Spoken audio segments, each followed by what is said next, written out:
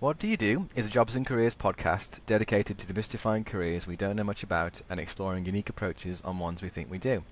I'm Adam from Dandelion Video Production, and each episode I'll be having honest conversations about what these careers actually involve. Today I'm here with Elise Hughes, a personal stylist, so if you're looking to understand a bit more about finding your personal style, figure out your next career move, or just want to have a nosy about Elise's job, this podcast is for you. Welcome to the show, Elise. Hi, Adam. Great to have you here. Thank you. So, without further ado, what does a personal stylist do? So what I do is help people get rid of the strangers in their wardrobe. So when you get dressed in the morning, you open those wardrobe doors, and it should just be filled with things that suit you and fit you and actually fill you with confidence to put on. So when you get dressed, you think, wow, what am I going to wear today? Rather than, oh, what am I going to wear today? You know, and it's just the thing that's just clean or just on the top of the pile. It should actually be something that actually fills you with joy, because it's one of the first things you do in the morning. You get dressed, you look great for whatever you need to do that day, and then you just move on. You don't need to think about it again. So that's the goal.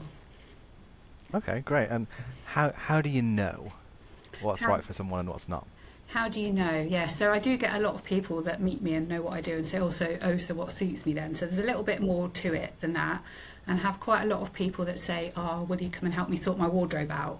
And yes, I do actually do that. But before I do that, I really do get to know my clients, and we find out together what really suits them, and then they can go off and do it on their own. They can shop and put outfits together. But how I do it is, so I'm trained to do colour analysis. So okay. That is kind of a science towards what actually suits us. So it's to do with undertones of our skin and whether we suit warmer tones or cooler tones. So I've got my colour wheel behind me, so that represents all of the colours in the world, but usually, well, everyone only suits about a quarter of those colours. So I know what my quarter of the world's colours are that suit me, and I only wear those colours now. So I don't wear anything that makes me look a bit ill or a bit tired or a bit, a bit like I should have gone to bed earlier. And people think I'm a magician when I show them in the studio, when we put the drapes around them, and we work out whether they look better in the warmer colours or the cooler colours, so things that have got more yellow in them or more blue in them. And yeah, it's not a magic trick, it's science. So we prove that, and then we go a stage further and we work out whether somebody suits a really clear and a bright colour or a more of a soft and muted colour. So compared to what we're wearing today, so I've got cool colours on, and I can see you've got like a mustard colour on, so that would be a warm colour, and that's quite a soft colour. So you're on the you're without planning it, you're wearing the opposite of me. So both a warm colour and a soft colour, and I've got a clear colour and a cool colour on. And it just helps people when they know what one of those four seasons suit them. So everything that you wear goes with you, and crucially, everything in your wardrobe goes with each other as well. So you don't. So it's just easier. It's about having less clothes, not about having more clothes.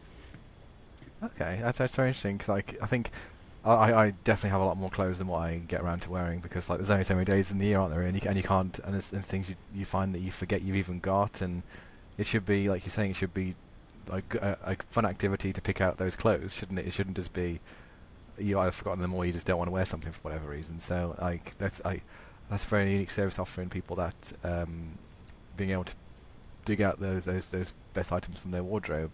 I'm very curious. What quarter are you in on the board? Oh, I know. So I'm sitting in. Oh yeah. So I'm a winter. So at the bottom on the left. So yeah, it's not great, the light shining on it, but no, that's fine. One of the really important things about doing colour analysis is it has to happen face to face in natural light. So there are various apps out there when you can you put a picture of yourself and they surround you with colours, but as you will know as well in your work, that things look different through a camera, don't they?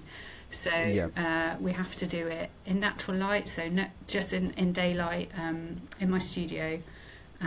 So it's getting a bit better at this time of year. We've had some really gloomy days you just think we're in the cloud, is there going to be enough light? But usually there is. But yeah, so that's one of the first things that you need to be accurate. Okay, I suppose a lot of people don't also expect that science behind it as well, because style's a subjective thing, Yeah, and yeah, there's a certain amount of that to it. But having that science behind it as well yeah, means that you are giving yourself a strong yeah. starting point So, to make sure it's yeah, right. colour analysis is science based. So that's the first class that I do with people, and I always think that's the right order to do it in. Come and get those colours done, so you know that you'll never put the wrong colour around your face again. You get the right colour glasses. If you wear makeup, we get the makeup the right shades for you, and then that's brilliant. And you can go out and buy a few bits that especially that go on the top half of you, so the light's reflecting on your face from the right colour. And then I invite my clients back and we do the style class, and the style analysis is a little bit more in depth, and that's when we look at people's body shapes, but actually their body architecture. So we are not looking at describing people as apples or pears or carrots and all of that language, which I don't find empowering at all. But we look at people's actual proportions, their vertical proportions. So if they've got long legs, if they're shorter in the top half. So you get your vertical proportions, and clothes are made for this body for women that is 2 inches longer in the leg, in the bottom half of them than the top half, and then 2 inches wider on the hips than on the bust. And that's why this is this in proportion body. And almost nobody who comes to me is this in proportion body, which is why we all hate clothes shopping, because we think there's something wrong with us. But actually, clothes are made to fit this one body that almost nobody is. So actually knowing what your proportions are and that is just me with my tape measure. Like that's not particularly specialist, but I know how to look. But just telling people, their shape is. People are amazed by that, and it sort of explains a lot. So I've done those vertical proportions, and then we give people a geometric shape. So I happen to be a triangle. I'm very square at the top. My shoulders are really, really straight, and I have a waist, but I'm actually curvier on the bottom, so I'm more of an oblong on the bottom. So we talk about shapes. So I look ridiculous in any sort of clothes because I'm quite straight and angular. I look silly in clothes that kind of drape off me. So I need things with like a neat collar and a straight line. But if I had softer shoulders, I would look nice in something a bit drapey. And it's just knowing that. So when you go into a shop, we still encourage people to try things on, but actually you get it right a bigger percentage of the time, because you're not trying on things that are just there, they're on sale, or they happen to be in fashion, or they happen to have it in your size. You actually look at it and think, oh no, I know that's not going to work for me. And all of this knowledge is really power, and it just makes people feel more confident when they're making their outfit choices, actually knowing. So that's the kind of outside of you. So you need to dress the body that you've got. One of the things that people are always waiting, I'd have more people queuing out the doors if they weren't waiting for something, if they weren't waiting to lose weight, to do something. None of this matters at all to what I do. It doesn't matter what size you are to have your colours done, and it doesn't matter what size you are to have your style done, because actually when I'm talking about your proportions, that is your skeleton, and your skeleton as an adult doesn't really change that much. Your tummies come and go, bottoms might come and go, but actually tummies don't. Your skeleton remains the same, and that's the body that you need to know is yours, and that's the one that you'll dress throughout your lifetime. So that's dressing the outside, but then the bit that is brilliant, and which is the kind of life-changing thing, which I found as a client, is dressing for the person you are on the inside. So we do sort of personality questionnaires, and I'm picking up lots of clues from you from the moment that we meet, really. And so that's also another reason to do a colour class first, because we've spent some time together and I know how you feel about things. So we do a personality questionnaire, and I get you to bring lots of things with you, sort of 8 or 10 items of clothes that you love. And they don't have to be in the right colour, and they don't have to fit you now, but they have to have been in your life at some point where you thought, I really loved this. I loved the way that the sleeves were, or they had a lovely buttons on, or something about it. And we talk through those, and I also ask you to bring a few things that you don't love, that you've bought, but you've never worn them, and you don't really know why you've worn them. And all of this helps me build a picture of who you are. But the personality questionnaire is quite far-ranging. We talk about if you're a morning person, if you're an organised person, if you like shopping, if you like food, all of these things. and we do a sort of a yin and yang score. So yeah, that was something that was completely new to me when I trained. And it's absolutely brilliant because it's completely non-gendered, non-judgmental. It's just, you know, do you have a high yin or a yang score? It's brilliant. It's actually a really handy tool for just working out what people are like, you know, not in my job. So with all of that, so the outside of the body and then the who you are on the inside, that gives us your clothing personality. So that's what we discuss. So when you come for a colour analysis, you sit there, you keep your eyes open, you're in the natural light, and I do all of the work. But when you come for a style analysis, obviously I'm there with my tape measure and taking lots of notes. But the more you tell me about things, the more we can get to who you really are and how you really want to dress. Most people don't actually know, and I didn't know. So I came to all of this having had my colours done about 7 years ago now. And I only had my colours done because my sister bought me a class, because I was a stay-at-home mum, farmer's wife, and she did say afterwards, well, Elise, you'd lost your sparkle a little bit, and I absolutely had lost my sparkle a little bit, and had my colours done, and it was absolutely life-changing for me. I saw this person in the mirror at the end of the class, and I'd got these colours around me that I hadn't worn ever before altogether, or some of them I'd just given up on because I'd gone a bit drab. And I saw the old me, like from 5 or 6 years ago, before I'd had my kids, and I'd sort of moved up to rural Herefordshire. And I was like, she's not dead, she's still in there. And I was looking back at myself. And so from that moment onwards, I wore my colours. So that was 2019, and during COVID, that was so the next year. We were all at home, obviously, and I didn't have the worst lockdown of anybody. You know, I live in a nice, you know, we had lots of space, but it was quite a frightening time, and I was just at home with two quite lively boys trying to homeschool them, and it was, well, we didn't know what was going to happen, did we? Didn't know there was going to be a vaccine. It was quite frightening. And I just knew that if I put my better colours on, those brighter colours that particularly suited me, and a little bit of makeup every day, I just felt better. And no one else was seeing me. My children don't care what I wear, and my husband was not working permanently. So it was just for me, and I felt better. I was able to lift my mood, and that was when I really started thinking that there's something more in this than just like getting dressed in the morning.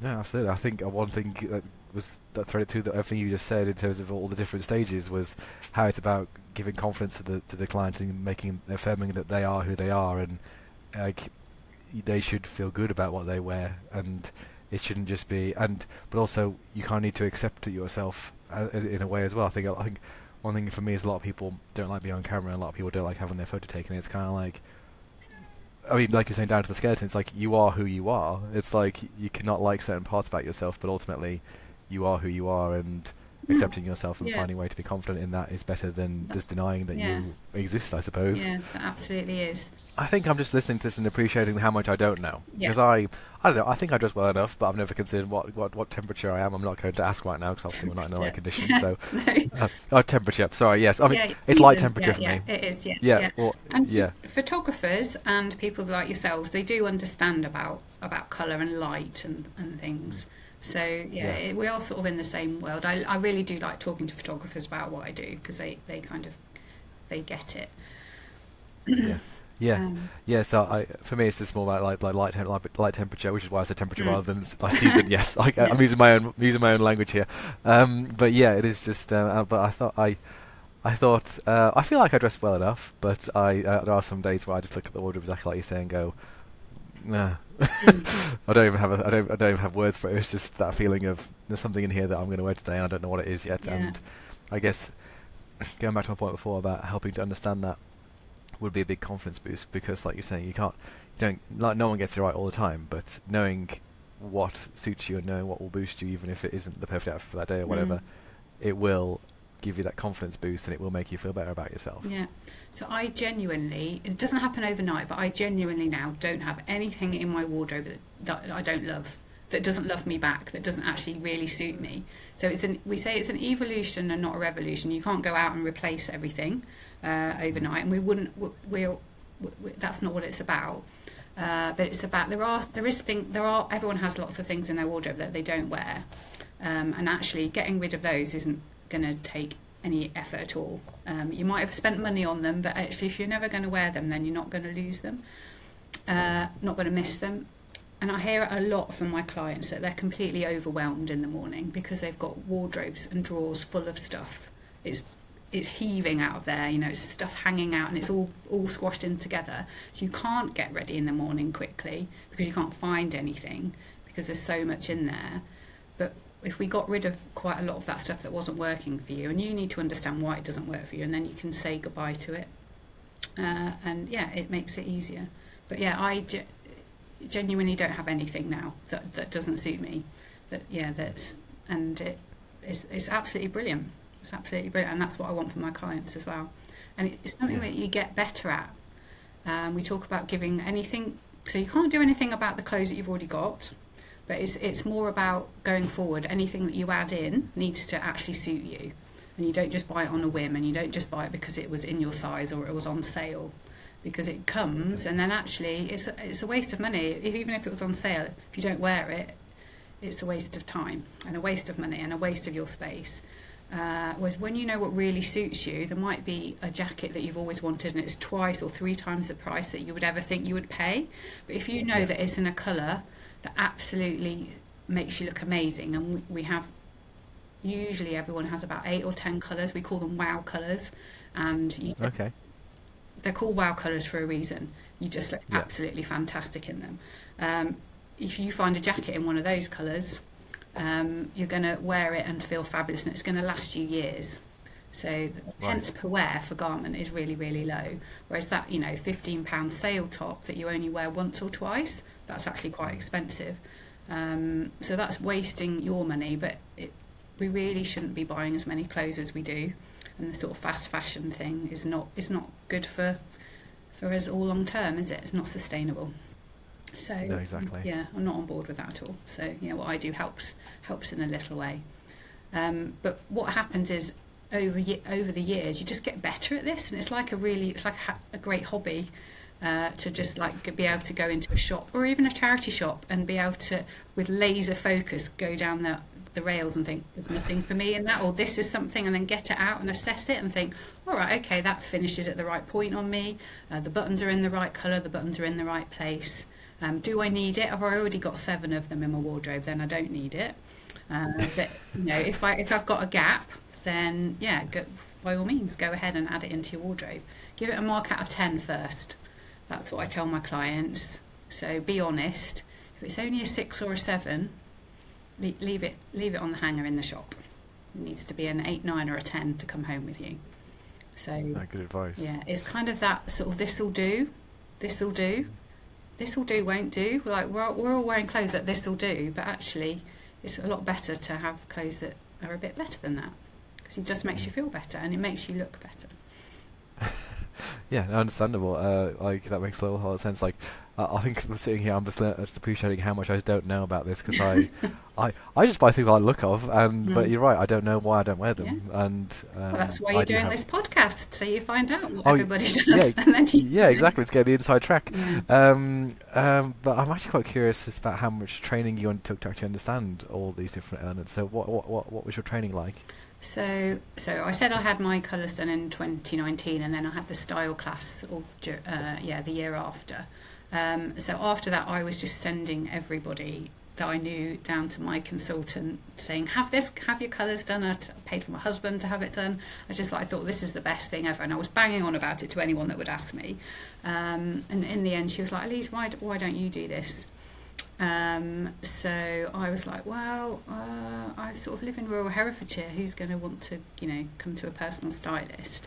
But it sowed the seed, and I decided to go for it. And so House of Colour is a franchise business. So I'm sort of affiliated to them, and I have my regional area, which is Herefordshire and bits of Wales and a little bit of Shropshire and a little bit of Worcestershire. It's a bit of an odd one, because it's quite big geographically, because obviously there's more sheep where I live than people. And Yeah, so there are other companies that do what I do, but House of Colour sort of are one of the most well established, and they've been doing it for 40 years. And so the training is quite rigorous. So we do a week of sort of theory, and then we go down for a week of residential training. So we have a week of just models coming at you, and you actually learn to drape them with the colours. So you do colour analysis, and then they let you sort of get on with that for a couple of months and get clients in your studio. And anyone who knew me a little bit was invited to come and sit in my chair so I could practice on them. So they got their drapings, my children, and obviously my parents and everyone. And then the style training is the same. It's a couple of weeks of sort of theory, and then you go down, have a sort of, I think it was about 8 days in a hotel, and you just have people that are models that come through, and you have to try and you do all your measuring and you do all your questionnaires, and it's quite a rigorous training, really. Okay. Yeah. So I know there are other companies that do it, and their training's online. So it's quite frightening. I don't know how you would do it. You need to have bodies in front of you to do the colour analysis. It's quite a hard process. Yeah. Process. So yeah.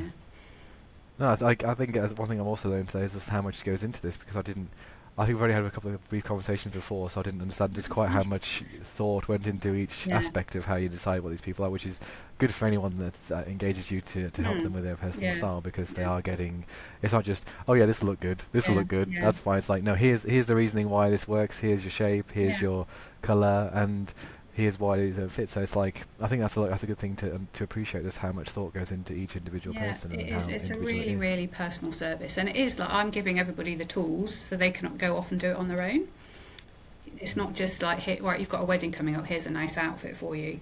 It really does like last a lifetime when you know, and there will be people that have had their colours done like decades ago and they still do it, and then I'll have clients that come to me and they'll say, oh, I had my aunt and she just always looked nice, she just always looked good, and that's why she knew, she took the guesswork out of it. So the earlier in your life that you have your colours done, the more value you get out of it, because you won't be buying clothes that are wrong. And the other way that it saves you money in terms of value is that if you're wearing a colour that's the right colour for you, automatically the garment looks more expensive than it is. Okay. It just has a quality about it. I think we're talking, because I was going to ask the question, because we're touching on to value of both your service and also getting your colours done, because something you said earlier about the region that you're in, and who wants personal stylists, because personal stylists, I can talk clearly, a personal stylist can be seen as quite a niche, maybe luxury service, but what we were just saying, it's actually more of a thing where it's not like you're on hand for someone personally for their entire life going, oh, there's this outfit and here's this outfit. It's like you do give, like you say, you give people the tools, that it's a one-time thing, and they understand more about how to go about themselves for the rest of their lives, rather than just this luxury one-off thing. Yeah. So I do say that, because I struggle a little bit with my job title, because personal stylist sounds really, really grand, and it's something that celebrities do. But actually, it's me. I'm helping you find out who you are, and then it's the tools to go off and do that. And it is really for everybody. Everybody wears clothes, and everyone should be able to be seen and heard. And I do have male and female clients, but most of my clients tend to be female.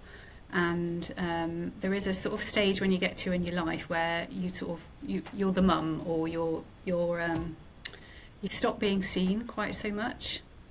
And actually, knowing what clothes suit you in terms of styles and colours really does make you have a presence. So you're not, and there's one of my pet peeves is the fashion magazines that say these are the clothes you should wear when you're 20 and 30 and 40 and 50. I think my husband started hiding those magazines when they come through at the weekend with those articles. So by the time you're in your 50s, you're just wearing a beige sack. Sometimes it is like life's over for you, and that is absolutely not the case for anybody. So one of the things that I never ask any of my clients is how old they are, because it makes no difference at all. It certainly doesn't to colour, and it doesn't to style as well. You wear clothes that suit your body shape and your personality, and obviously with a nod to what's in the shops, because that's the clothes we're buying. But it's not about following fashion. So there are some fashions that are in that absolutely won't suit me, so I won't touch them with a barge pole. But there are things that in the shops at the moment that I do like, and I'm filling my boots with those because once they go out of fashion, I'm still going to wear them because they suit me. And that's about being stylish rather than being fashionable. And it is. Yeah, I think. Yeah, of course. I was thinking about having being able to know what suits you also gives you the confidence to still wear something that isn't fashionable, because you've got the style to know I don't need to follow these latest trends because I understand how it all works, and you want to give your clients that knowledge so they can just, because I mean we've all tried fashions at some point, like, oh, so this is in, I better wear it, and it's like, how many people does it actually work for? How many people does it actually suit? And being able to go, no, I'm not going to follow that trend, I'm going to follow this trend or that trend, but this one isn't for me because it doesn't suit me. I guess it's very empowering for it is incredibly people that you empowering. work with. It's incredibly. So people don't like shopping. I'm not a lover of shopping. It's a bit of a secret, but I'm not that interested in clothes. And I don't love shopping. It's not a leisure activity for me. But clothes are powerful things. We need to wear them. So the ones that we should wear, we should make them count. But it's just, I just go shopping, I buy things, they suit me, and then that's it. It's not. It's really, really dead simple. And that's what I try and make it for my clients. Some of my clients, they love shopping, and they're the ones sometimes that do have the overwhelming wardrobes. So they really need help with honing their skills and what they should go for and what they should leave in the shop, because it's just knowing what suits you doesn't mean that you need to have everything. So it's a little bit like we talk about shopping with intention, and I do say to people when they've been for colour and then after style that shopping's different from now on, because you don't just go around the shops going, oh, what's in the shops. You go, right, I need this, or I've got a gap for something in this colour, or I've got something that I need to shop for. We don't encourage our clients to shop for outfits. We shop for separates, because everything goes together. It goes with you and it goes with each other, so you don't need to have just an outfit, because an outfit just hangs in the wardrobe waiting for you to have a time to wear that outfit. Whereas if you have separates, you mix and match them all the time, and again it's that pence per wear. Yeah, absolutely. I think it's like, goes back to your point as well about how you're making it easy for people, so it's more about whether you love shopping or not. If you don't, this is the more efficient way of finding something specific. You don't have to waste time doing shopping or getting changed in the morning, because you know already what it is that you're looking for. Yeah, and actually quite a lot of my clients say to me, I get that sort of WhatsApp a few days later saying, I've just been shopping and I didn't hate it for the first time ever. And that's amazing. I think, that's a real win for me. I've just taken away that fear, and it is really, really empowering. And obviously I'm out and about, obviously we met networking, so we'll run our own businesses quite often, people that you meet. So we're all our own personal brands. So obviously I probably do stand out a little bit because I'm not wearing grey or black or navy, although in fact all those colours suit me, but I choose to wear them, or just only those colours. So we're all our own personal brands, and actually with what you wear is really important. We all want to be memorable for the right reasons, so actually wearing something when you're going networking that looks good, that makes you look good and memorable is an easy win. Yeah, memorable is a challenge I'm facing right now. In a sea of white, brown-haired, brown-bearded people, I need to make sure I'm wearing something that stands out a little bit to be reminded. But one thing you were saying a moment ago is a few different misconceptions about what you do, about in terms of you're not someone that's on hand like the celebrities and you don't like shopping. But what other misconceptions would you say are about what you do? Yes. So one of the things is, you're going to tell me that I can't wear black, or you're going to tell me I can't wear certain colours. So I absolutely never tell anyone they can't wear anything. There is no colour police. There's no fashion police, and I am not that. I am not the police. So when you're in my studio, what I'm going to do is show you the colours that absolutely make you look amazing, and really show you why would you want to wear these colours that actually are really harsh on you and a little bit draining. And sometimes it is black. There's a bit of a fallacy that black suits everybody and black is slimming. Black only suits 25% of the population and is only slimming on that 25%. The rest of the population is actually a little bit harsh on them. So there'll be a different dark colour for them. It might be a dark brown or a dark green that suits them, but not black. So that's one of them that I will never tell anybody not to wear a colour, but I will show you what actually colours you really do make you shine, make you the star of the show. Yeah. And it's also, so I do wear quite bright colours because I'm a winter, so winters really do have strong bright colours, because I have to wear my colours because they're my colours. But I don't want you to dress like me. I want people to dress like them. So sometimes I worry a little bit that they think, oh, I'm going to have to wear bright red or bright electric blue like Elise does, and absolutely you don't. You will only wear those if they suit you, and they actually suit my personality as well. So I didn't go into that, but clothing personality wise, I am a gamine, and a gamine is kind of like a Peter Pan, so quite youthful. And I do sometimes dress a little bit like a children's TV presenter. It's those bright colours, and they're fun, because I look silly in a long skirt.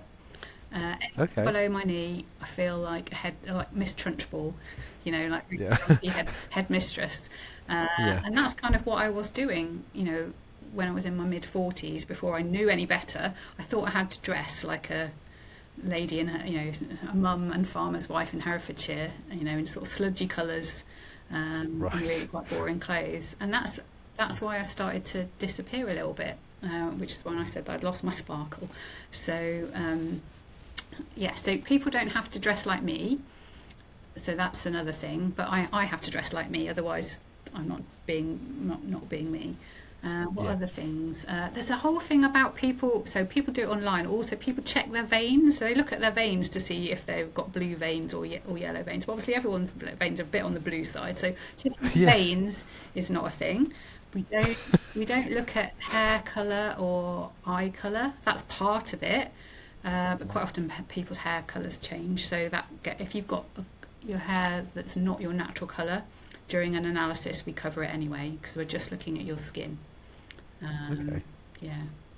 So there's lots of things that people, and I encourage people to ask me questions because there's all these things that people think they know about it. I can imagine there's all different kinds of things, aren't there, about just clothing in general, but and the other thing is, if you do go down so I did one of the online colour analysis, and I tried to put out of my mind everything that I actually knew. So it was asking me what colours I leant towards and things like that. So before I knew any better, I used to lean towards greens, sludgy greens and browns and things, because I've got brown hair. I thought that's, I don't know, I was dressing like a tree because I lived in Herefordshire.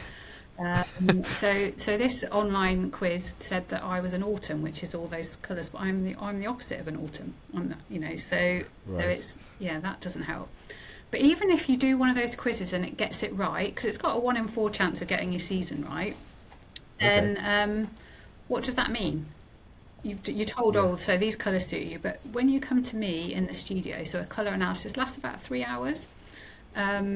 I'm showing you, so we find out what colours suit you, and then we go through all of those colours in your season, and I put them around you and we give them a score. So that's where we find out what those wow colours are. You actually see how great you look. So that's when you next in Marks and Spencer's, you're like, right, I need to go for a green, and it needs to be this green. And then people, I've brought these to show you. So we've got the colour wheel, but people take a fan back. This is my fan. So you go shopping with it. I don't know if that's showing up on the camera. So that's what you take when you leave. So you've got your colours, and you can compare it in the shops. Yeah. So you don't have. Yeah, you do know. You don't have to take me shopping with you. So is just for people that are listening to this, there's a colour swatch, and you can take that with you from the studio with you, and you can just use it to. Yeah, your little guide to what suits you. So I do take people shopping. So sometimes this is it's kind of like putting into practice. I don't want to take people shopping forever, but I take people shopping maybe once or twice when they're clients. You go shopping and people have got all these ideas about shopping. Oh, I can't go in that shop, that's too expensive, and I don't want to try more things on. And I'm like, they want to sell you clothes, you can try things on. And I go around and pick things in colours, and then I'll think this style will suit you, and they're like, oh, I've never tried anything on like that before, and I'm like, well, just give it a go while we're here. And then they come out of the changing room and they're like, oh, this is really nice. Feel lovely in this. I'm like, yeah, fancy that, but they never would have tried it. So just taking me shopping with you once just gets me to push you into trying things you wouldn't do and get out of those habits. And it's brilliant. It's brilliant. And then the other service I offer is, so I do, if people find it hard, especially those wardrobes that are overwhelming, I do go to people's houses and we sort their wardrobes out. And I love a wardrobe edit because we get everything out of the wardrobe and then it only goes back in if it suits the client. So if it's in their colours or if it's in their style and it's hitting them at the right points. And sometimes I'm just like, this is all right, but actually it's a bit past its best. So if you've paid for me to come round, so you want my honest opinion. Yeah. And so it only goes back in the wardrobe if it suits you, because I'm not emotionally attached to your clothes. I don't know what you wore it to. I don't know what you spent on it or why you had it or someone gave it you. I can just assess the garment, and sometimes that's just what the client needs, because it is quite hard to do that for yourself, especially if you've got lots of things. What's been the biggest change in terms of in that service, the wardrobe edit? Like, what's the most amount of clothes that haven't gone back in in a client engagement? So an early one I did, the client was, in my language, was a romantic. So I'm the gamine, so I'm the Peter Pan. The romantic is the fairy godmother. So they a lot more feminine and womanly than me. And romantics like having lots of stuff. So quite often it is a romantic that you go to help. So I think that she had 80 dresses, just dresses. So not either tops or coats or anything, just dresses, 80 dresses, and 12 of them went back in the wardrobe. And yeah, so the rest of them were in the wrong colours, they were in the wrong styles. So there was quite a big pile on the bed left when I left. I don't know what happened to that pile. So I don't tell you that you have to get rid of it.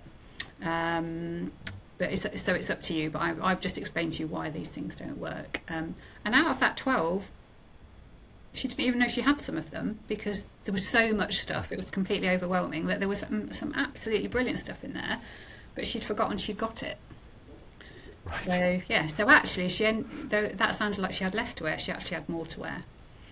Yeah, because like you're saying, down to the pence per garment, it's like you'll get lot more uses out of something that you wear more often. Yeah. And fades away. Yeah, I did go to a client, and she was really quite a petite lady, and she kept she was looking at the label on things, and I was like, well, that's really swamping you. Why are you wearing something that's so big? And she would show me the label going, well, this is an extra small. And I was like, that's what the label says. But the garment itself is just a really wide jumper, and you're really, really petite under there. So why, the label is, that's the other thing that people get really hung up on, is labels. So they don't want to buy something because it's a size bigger than, they don't want to buy something with an 18 on it or whatever it is. And especially women's clothes labels, they're completely arbitrary from shop to shop, from garment to garment. It makes no difference. The only thing that those labels show you is the order of the sizes in that particular shop from 8 to 16. That's it. Yeah. But don't look at the label, look at how it fits you. So have you found much difference between engaging with men or women as part of your service? I really do wish I had more men in my studio than I do, and I do have some, and the ones that have been have absolutely loved it, because men wear clothes as well, and men's clothes are can be quite boring, and men's clothes tend to be summer clothes, like it's the pale blue shirt, isn't it, and it's the navies and the greys. And then if you're being a little bit outlandish, there might be a pink in there, but it'll be like a pale pink. But if you're not somebody that suits those colours, so for example, my husband isn't, and he used to have a corporate job before he was a farmer, and he used to wear all of those colours. But actually, he's an autumn and he looks really good in greens and those rusty colours and those really warm colours, that sort of ambers and oranges. But men's clothes are not, they're harder to find in those colours. So it actually makes it, and he just says it's so much easier. Like, men do want things to be simple, so if you're a season, it just cuts down the options, so it's even quicker to shop and quick and painless, and you'll look better. Men, so I think men just want, it's a quicker service because they don't have as many questions. And this is Okay. really a generalisation, so it's not always the case, but they're just like, just tell me what suits me. Whereas women, when we're going through the ratings, they'll go, oh, I used to have a dress in this colour and I used to love it, and I don't know why I stopped wearing it. And we get all these memories because colour's quite evocative. And women go away and tell all their friends that they've had their colours done. And because they want them to have their colours done. All their friends notice because they're like, oh, you look really different. Oh, you look really nice when I saw you last time, and now you look really nice again. It's about hitting it consistently, because we all do get it right some of the time, but this is about getting it right more of the time. Whereas men don't tell anyone they've been to see me. They just start wearing better colour shirts for them or whatever. So I think that's the difference a little bit. Not all the case, and I do have some lovely male advocate clients, so yes. But men should come as well. It's equally important, and especially for colour, actually, men, because getting the colour right is just make you look better, makes you look healthier, makes you look well rested. Men's clothes aren't as complicated as women's, because their bodies aren't quite as different as women's bodies, so there's less pitfalls. But if you actually are a little bit flamboyant with what you want to wear as a man, then this kind of, it helps you understand that and gives you permission to do it, because men's clothes are more conservative, aren't they? I guess generally, but not all men are. So I talk about when I started this, Rishi Sunak was our Prime Minister, and Rishi really does look good in a suit. Right. I know he has like nice expensive suits, but he just looks good in a suit. And even he couldn't really dress down very well. He always looked like a bit ironed, even in a hoodie. Whereas Boris Johnson, he doesn't look good in a suit. He always looks a bit scruffy in a suit. He's sort of a bit shirt and tucked and what have you, because he hasn't got that kind of shape, body or personality. He's more natural. So, we know he's not into details and things, so, yeah. Okay, I'm not sure I should be talking about politicians on here. Maybe we need to cut that out. You didn't give a thumbs up or thumbs down based on their politics other than what they're wearing, so it's just fine. Just in terms of dressing authentically. If you look like you're dressing and you look like you really look uncomfortable in a shirt and tie, if you're a man and have to wear a shirt and a tie and a jacket, you just feel uncomfortable all day. And that's horrible. That's horrible for you, and you don't look yourself, and you don't perform your best. But some men really like wearing a suit and tie and jacket, and they just look the part. But if you don't feel the part, you won't look the part. No, I know that exactly. I know exactly feeling, because like I like wearing I don't like wearing jeans very often. I do wear jeans just to do stuff because everyone does. But like if I'm going somewhere, I prefer to wear chinos or like proper trousers. Yeah. But when I wear those, I always feel like I want to appear casual, but I feel like I'm too smart. And it's just like I want to wear this for whatever reason, but also I feel like shouldn't I have been a bit more relaxed? But like this does feel relaxed to me, but I don't feel relaxed, if that makes sense. So if you had the confidence to know that what you were wearing was right for you, you wouldn't even think about those things. It does come if you know. And there's the dressing casually and there's dressing scruffily. So dressing casually doesn't mean scruffy. Yeah. There is this thing, people think, oh, I'm casual, so I'm scruffy, but it's not. There's a little bit of an art to it. So, because we know we don't dress as formally now. Like people don't necessarily wear suits and ties and jackets for things, do they? No. But actually, it's made it harder, because what does that mean then? That kind of smart casual. No one knows what smart casual means, but smart casual means something different for different people. Yeah. Depending on who you are and what's your clothing personality. Yeah, absolutely. So, if someone's listening to this right now, what would you say to them? Who's your ideal client? So my ideal client, Adam, is somebody who's actually ready to want to come and see me. I think, that wants to make a change, that is fed up of opening their wardrobe and feeling a bit rubbish every morning, or going shopping and just thinking, oh, I hate this, or I just don't know what suits me.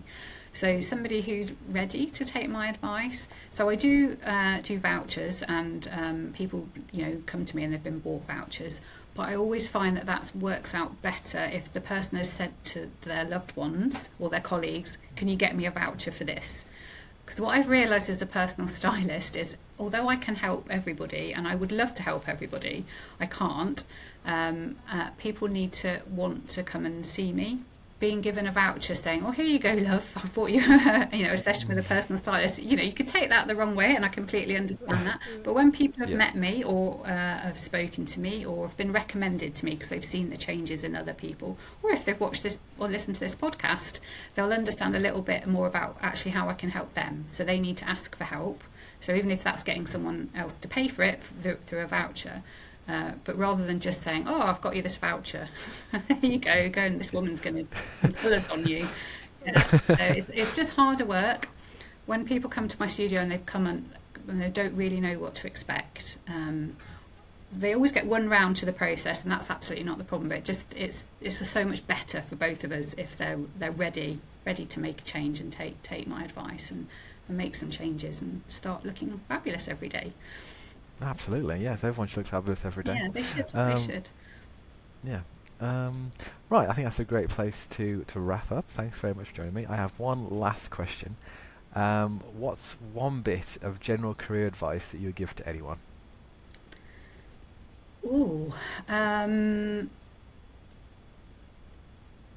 So I don't know. Having set up my own business, just really go for it. I think, really do. I felt like I had something that I could do this, and kind of all the sensible things about not doing it would have stopped me. But I did go for it, and I absolutely love the work that I do, and I absolutely love working with my clients, and I find it so rewarding. The stuff that I don't like doing, which is running a business and doing social media, and I actually quite like networking because I like getting out and about with people. That's the stuff that I find hard, so that might have put me off. But I'm glad that it hasn't, because it's so worth it. So if you've got an idea for a business, then honestly, I do think people should go for it. I sometimes think, what am I doing? I'm having a mad week, but I think, well, how I'd feel differently if I was still that stay-at-home mum, farmer's wife, not doing anything. I love running my own business. I like being part of the franchise, so I do have colleagues that are doing similar things. So I'm sort of part of something bigger, but also I'm my own boss as well, and that's brilliant. Oh, yes, absolutely. Yes. So I can completely agree with you there. So, thank you very much for joining me today. I hope you've enjoyed it. I have. Thank you very much for asking me. No, you're welcome. If you'd like to know more about Elise and the work she does, please visit thehouseofcolour.elisehughes.co.uk. The link's in the description. If you enjoy listening to this, please subscribe. It really does make a difference in helping to grow the podcast and keeps us going. Next week, I'll be talking with Kath Holmes to find out exactly what a professional organiser does. Thank you. Bye.